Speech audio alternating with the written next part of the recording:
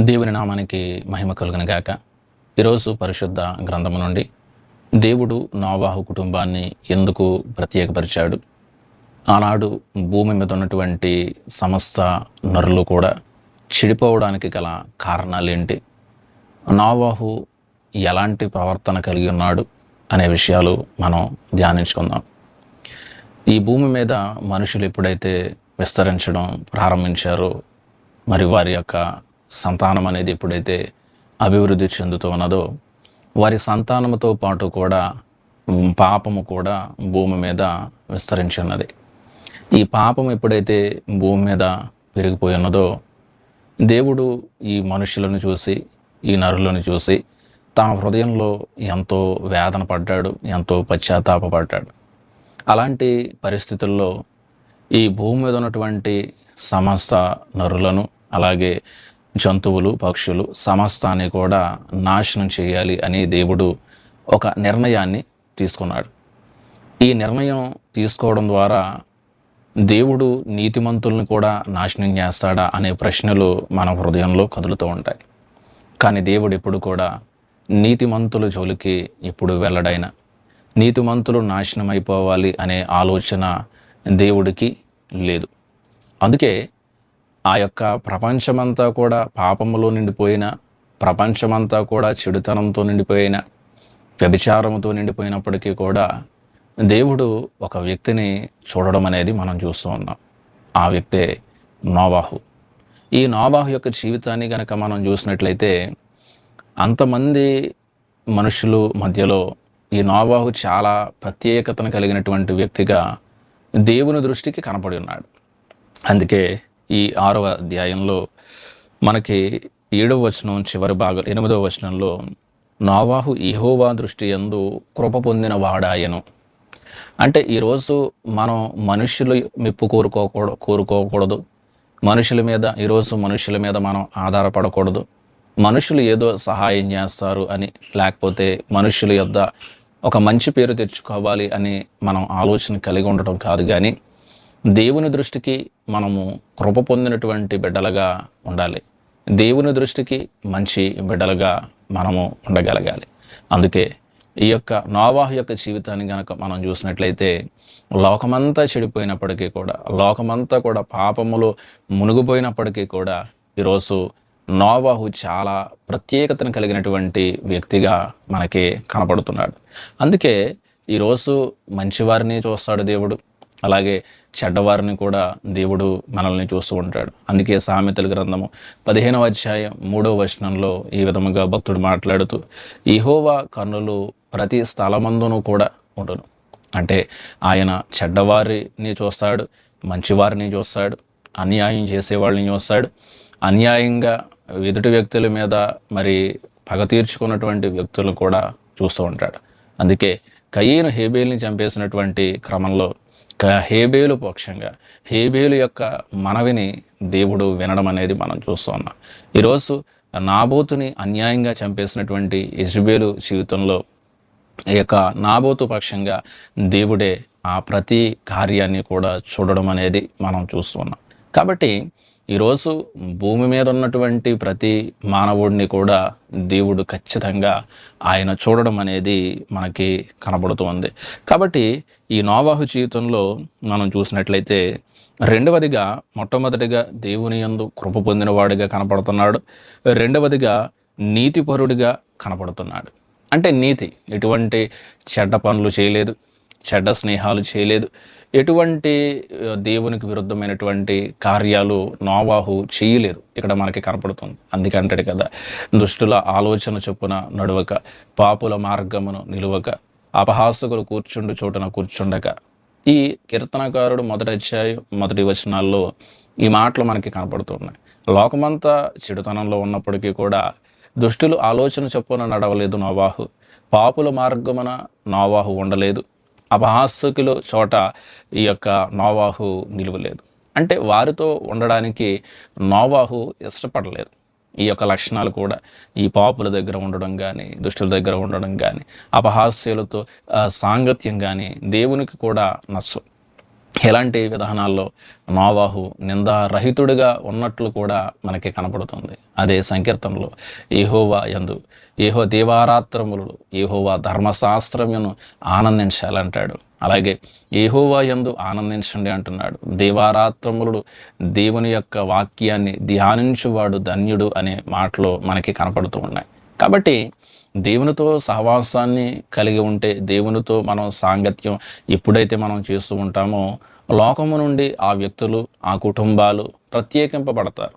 ఈరోజు లోకమంతా కూడా నశించిపోయే పరిస్థితిలో ఉన్నప్పటికీ కూడా నోవాహు యొక్క కుటుంబాన్ని ప్రత్యేకపరచడానికి గల కారణాలు ఏంటి? నోవాహు యొక్క కుటుంబాన్ని రక్షించడానికి గల కారణాలు ఏంటి అంటే, నోవాహు జీవించినటువంటి జీవిత విధానమే దీనికి కారణం. ఆయన దేవుని యందు కృప పొందినవాడు, ఆయన నీతిమంతుడు. నోవాహు నిందారహితుడిగా జీవించినట్లుగా మనకి కనబడుతున్నది. ఏ తప్పు కూడా, ఏ దోషము కూడా నోవాహు యొక్క జీవితంలో ఉన్నట్లుగా మనకి కనబడదు. అందుకే దేవుడు నోవాహు యొక్క కుటుంబాన్ని ఆశీర్వదించాడు. అందుకే కదా 128వ సంకీర్తనలో అంటాడు, యెహోవా యందు భయభక్తులు కలిగినటువంటి వారు ఎలాగూ ఆశీర్వదింపబడును అనే మాటలు మనం వింటూ ఉన్నాం. అందుకే దేవుడు నోవాహు కుటుంబాన్ని కూడా దీవించి 3 బిడ్డల్ని ఇవ్వడం అనేది మనం చూస్తూ ఉన్నాం. గర్భఫలము కూడా యెహోవా ఇచ్చు బహుమానమే. అలాంటి గర్భఫలాన్ని కూడా నోవాహు పొందుకున్నాడు.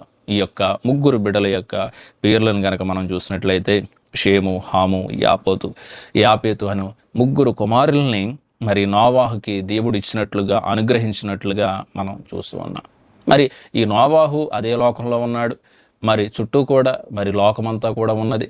అయినప్పటికీ కూడా లోకమంతా చెడిపోయింది, కానీ నోవాహు కుటుంబం మాత్రం చెడిపోలేదు.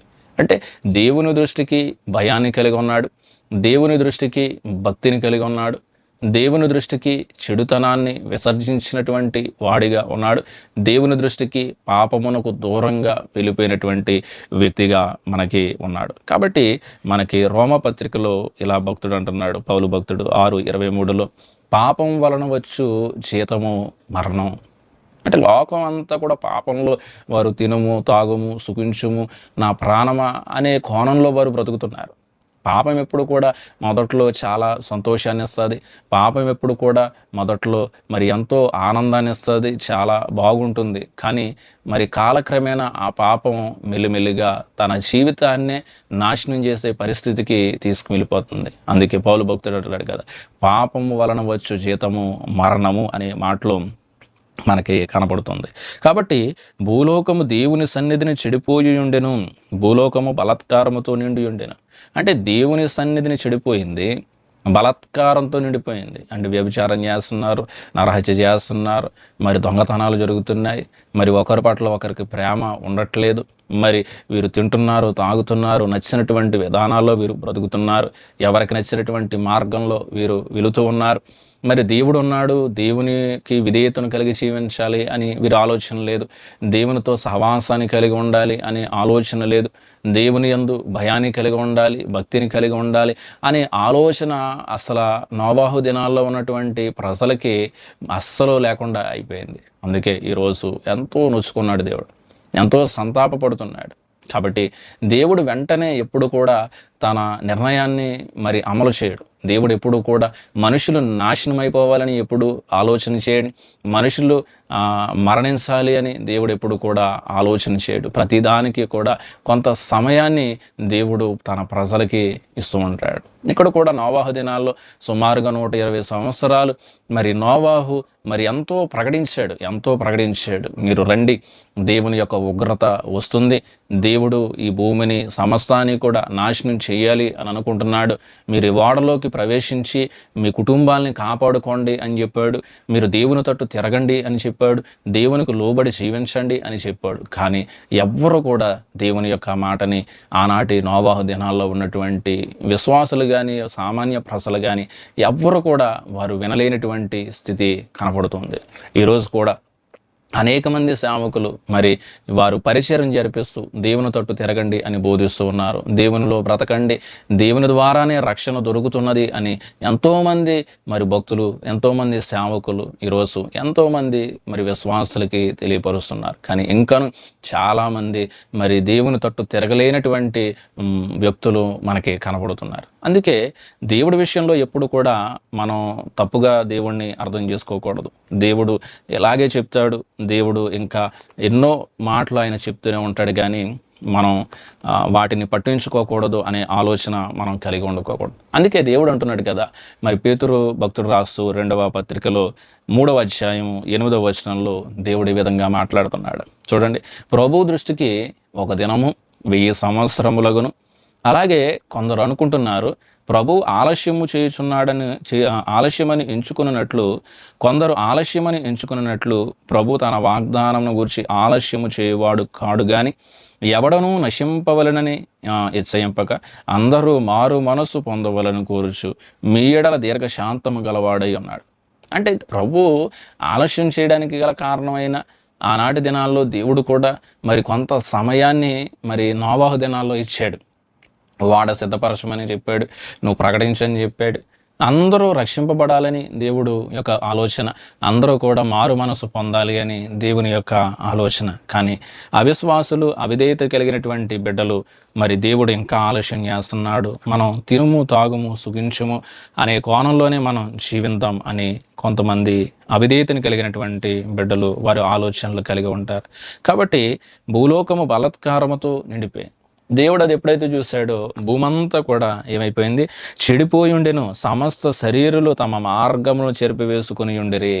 అంటే సమస్త శరీరులు, ఇంకా పురుషుడు అని లేదు, స్త్రీ అని లేదు, ఇంకా అందరూ కూడా దేవుని దృష్టికి వారు అవిధేయతను కలిగి జీవించినట్లుగా మనకి కనబడుతుంది. మరి ఇలాంటి పరిస్థితుల్లో నోవాహు కుటుంబాన్ని దేవుడు ఎంచుకున్నాడు, నోవాహు కుటుంబాన్ని దేవుడు రక్షించాడు. నోవాహు కుటుంబాన్ని దేవుడు రక్షించడానికి తన యొక్క ప్రణాళిక అనేది ఆయన సిద్ధం చేసి ఉన్నాడు. అందుకే అంటున్నాడు కదా, యోహాను సువార్త 14వ అధ్యాయం 6వ వచనంలో అక్కడ దేవుడు తన శిష్యులతో మాట్లాడుతూ నేనే మార్గమును, నేనే సత్యమును, నేనే జీవమును అనే మాటలో అక్కడ మాట్లాడుతున్నాడు. అంటే ఆనాటి దినాల్లో వాడలోనికి ఎవరైతే వస్తారో, వాడలోనికి ఎవరైతే ప్రవేశించున్నారో వారు మాత్రమే రక్షింపబడి ఉన్నారు. మరి ఈనాటి దినాల్లో దేవునిలోనికి, యేసుక్రీస్తు ప్రభు యొక్క మార్గములోనికి ఎవరైతే వస్తూ ఉంటారో ఈరోజు వారు మాత్రమే రక్షింపబడే బిడ్డలుగా ఉండగలుగుతారు. కాబట్టి ఈరోజు ఈ లోకములో ఏ నామము వలన కూడా రక్షణ కలగదు, అది యేసుక్రీస్తు ప్రభు వారి యొక్క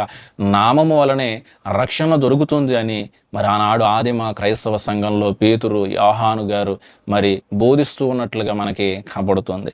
కాబట్టి ఈరోజు మనం పాపం చేయొచ్చు, లేకపోతే దేవుడు చూడట్లేదు అని చెప్పేసి మనం అవిధేయతను కలిగి ఉండవచ్చు. కానీ ఒక రోజు వస్తుంది, మనం ఏ పంట అయితే విత్తుతామో అదే పంటని మనం కోస్తాం.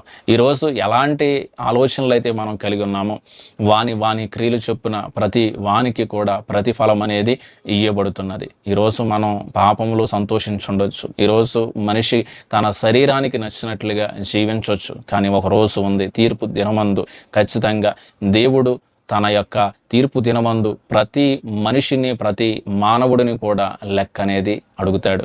ఆ దినాన, ఆ క్షణాన గనక మనము సరైనటువంటి క్రియలు గనక కలిగి లేకపోతే మనం నరకానికి మరి వెళ్ళే బిడ్డలుగా ఉంటాం. కాబట్టి ఆ నరకంలో అగ్ని ఆరదు, పురుగు చావదు.